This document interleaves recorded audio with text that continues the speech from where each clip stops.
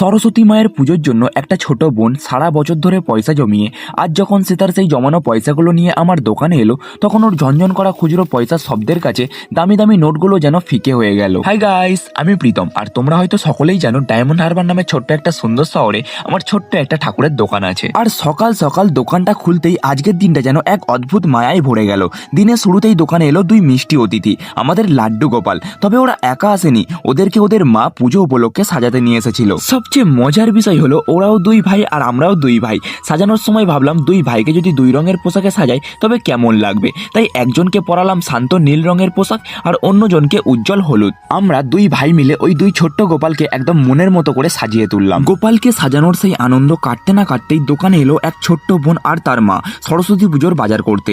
আমরা তো সচরাচর বড় বড় নোট দিয়ে বাজার করতে দেখি, কিন্তু এই বোনটি যা করলো তা দেখে আমি পুরো অবাক হয়ে গেলাম।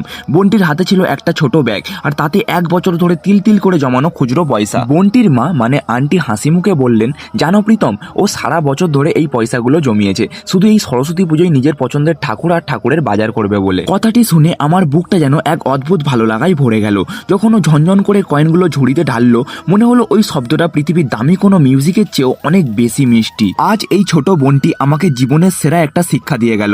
মায়ের প্রতি ভক্তি আর শ্রদ্ধা যদি মন থেকে থাকে তবে কোনো বাধাই বাধা নয়। তোমাদের কি মনে হয় অবশ্যই আমাকে কমেন্ট বক্সে জানিও। আর আজকের মতো ভিডিওটা এখানেই শেষ করছি। দেখা হচ্ছে তোমাদের সাথে আবার পরের mini blog. Till then, by.